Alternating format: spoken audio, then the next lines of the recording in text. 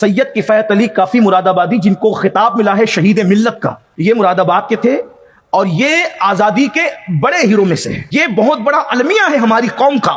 کہ ہم نے روایتی سرگرمیوں والوں کو تو یاد رکھا، لیکن جنہوں نے اپنے لہو سے ملت کو حرارت عطا کی ہے ہم ان کو بھول گئے، اور ہم کیا بھولے، دنیا بھی فراموش کر رہی ہے۔ شہید ملت سید کفایت علی کافی مراد آبادی وہ بندہ ہے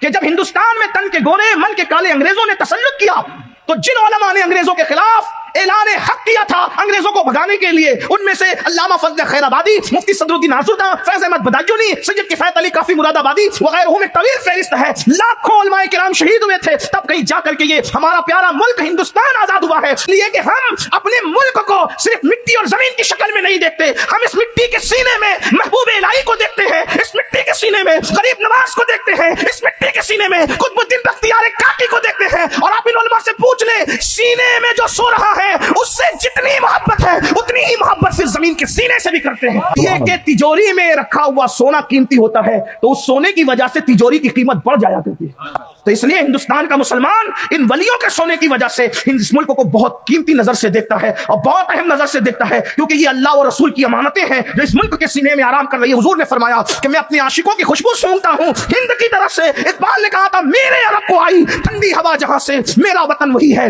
میرا وطن وہی ہے۔ تو حضرت سید کفایت علی کافی مراد آبادی کو انگریزوں کے خلاف تقریر کرنے پر آپ کو مراد آباد کی جیل میں قید کر دیا گیا۔ کافی مراد آبادی کو کہا گیا تمہیں پھانسی دی جائے گی۔ کافی نے کہا زندگی ختم ہے تو ختم، بھائی زندگی ختم ہے تو بستر کیا اور پھانسی کا پھندا کیا۔ ہمارا تو ایمان ہے کہ نہ ایک سیکنڈ پہلے نہ ایک سیکنڈ بعد میں۔ بہت مطمئن ہوتا ہے مومن مرتے وقت، پیدا تو ہوتا ہے روتے وقت، لیکن مرتے وقت جو سچا مومن ہوتا ہے وہ مسکراتے جاتا ہے۔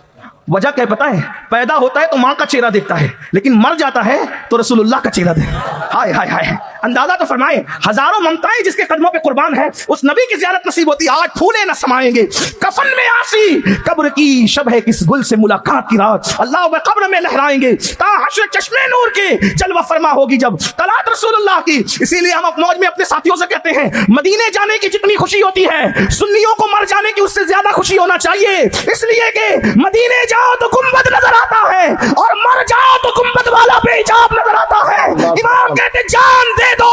وعدے دیدار پر نقد اپنا دام ہو ہی جائے گا، شکوں کو تو پھر دنیا میں بھی ہو جاتی ہے۔ کفایت علی کافی مراد آبادی کو جب جیل میں کہا گیا تمہیں تختے پر لٹکنا ہے تو چلو، کہا کہ بالکل ہم تیار ہیں، لیکن اللہ اللہ عشق بڑا عظیم ہوتا ہے، اس کے لیے ہنگامہ کوئی حیثیت نہیں رکھتا، کیونکہ ہزارہ ہنگامے میں عشق والا پرسکون ہوتا ہے۔